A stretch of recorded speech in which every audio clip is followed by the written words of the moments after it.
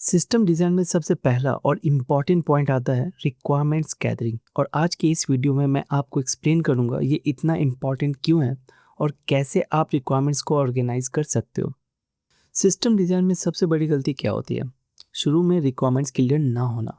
सोचो आप यूट्यूब जैसे ऐप बना रहे हो, लेकिन शुरू में डिसाइड ही नहीं हुआ कि यूजर्स के लिए कमेंट्स और लाइक्स चाहिए या नहीं। डेवलपर सिर्फ वीडियो अपलोड और प्लेबैक का सिस्टम बनाता है, लेकिन बाद में जब कमेंट्स लाइक्स जैसे फीचर्स ऐड करने पड़ते हैं तो डेटाबेस डिज़ाइन, एपीआईज और कैशिंग पूरा बदलना पड़ता है। नतीजा ज़्यादा कॉस्ट, लंबी टाइमलाइंस और ऐसे प्रॉब्लम्स जो इजीली अवॉइड हो सकती थी। इसीलिए सिस्टम डिज़ाइन का पहला और सबसे इम्पॉर्टेंट स्टेप होता है रिक्वायरमेंट्स गैदरिंग, जहां हम क्लियरली डिफाइन करते हैं कि सिस्टम क्या करेगा और कैसे बिहेव करेगा। अब सवाल है, ये रिक्वायरमेंट्स गैदरिंग कैसे होता है? ये रिक्वायरमेंट्स जनरली गैदर होते हैं different stakeholders, brainstorming, user feedback और डॉक्यूमेंटेशन के थ्रू। सिर्फ वर्बली बात करने से सब क्लियर नहीं होता, इसीलिए डॉक्यूमेंटेशन बहुत ज़रूरी है।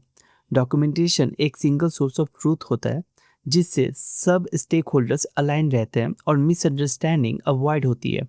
और जब डॉक्यूमेंटेशन की बात आती है तो दो इम्पॉर्टेंट टाइप्स होते हैं, पीआरडी और SRS. Let's talk about PRD. PRD stands for product requirements document, जिसे बिजनेस और प्रोडक्ट पर्सपेक्टिव से लिखा जाता है। ये प्रोडक्ट के विजन और गोल्स डिफाइन करता है। जैसे कि आप यहाँ डॉक्यूमेंट्स में देख सकते हो, ये गोल्स, फीचर्स, ये सारे डिटेलिंग इस डॉक्यूमेंट में मेंशन होते हैं। इन शॉर्ट, पीआरडी एक स्टोरी बताता है कि प्रोडक्ट क्या अचीव करेगा और यूजर्स को क्यों चाहिए। SRS stands for software requirements specification. ये टेक्निकल डिटेल्स को डॉक्यूमेंट करता है जो डेवलपर्स और टेस्टर के लिए होते हैं।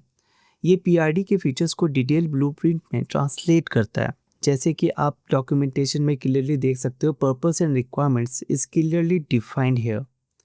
यानी कि एसआरएस ये क्लियरली डिफाइन करता है कि सिस्टम को कैसे बिहेव करना चाहिए ताकि डेवलपर्स के पास एक एग्जैक्ट इम्प्लीमेंटेशन गाइड हो। अब सवाल आता है, कब पीआरडी यूज़ करना है, कब एसआरएस और कब दोनों? अगर आप स्टार्टअप या स्मॉल टीम हो तो पीआरडी ही काफ़ी है, और अगर बिजनेस गोल क्लियर है और डायरेक्ट टेक्निकल एग्जीक्यूशन चाहिए तो कभी एसआरएस अलोन भी चल जाता है। लेकिन अगर आप एक इंटरप्राइज लेवल पे काम करो, जैसे कि बैंकिंग, हेल्थ केयर और गवर्नमेंट जैसे प्रोजेक्ट्स पे, तो दोनों ही ज़रूरी होते हैं। मतलब पीआरडी और एसआरएस दोनों मिलके एक सॉलिड फाउंडेशन बनाते हैं, और जब ये फाउंडेशन क्लियर होती है, अगला लॉजिकल स्टेप होता है इन रिक्वायरमेंट्स को ऑर्गेनाइज करना, जो हम करते हैं फंक्शनल और नॉन फंक्शनल रिक्वायरमेंट्स में। Now let's talk about functional requirements.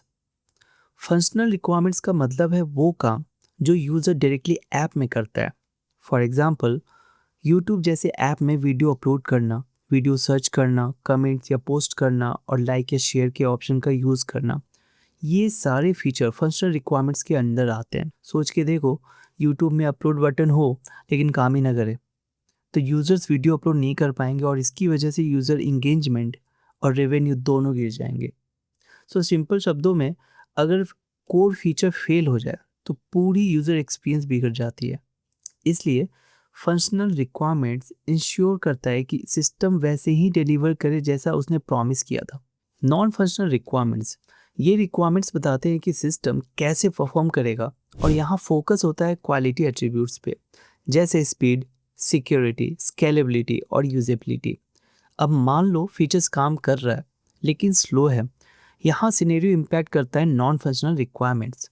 For example, YouTube जैसे ऐप में ऐप 2 सेकंड से कम में ओपन हो, वीडियो बिना रुके चले, प्लेटफॉर्म एक साथ मिलियंस ऑफ यूजर्स हैंडल कर सके, हर ट्रांजेक्शन्स इंक्रिप्टेड हो और सिस्टम 99.9% अप टाइम मेंटेन करे, ये सारे नॉन फंक्शनल रिक्वायरमेंट्स के अंदर आते हैं। लेकिन यहाँ एक इम्पॉर्टेंट चीज़ समझनी है, अगर ये नॉन फंक्शनल रिक्वायरमेंट्स फेल हो जाए तो क्या होगा?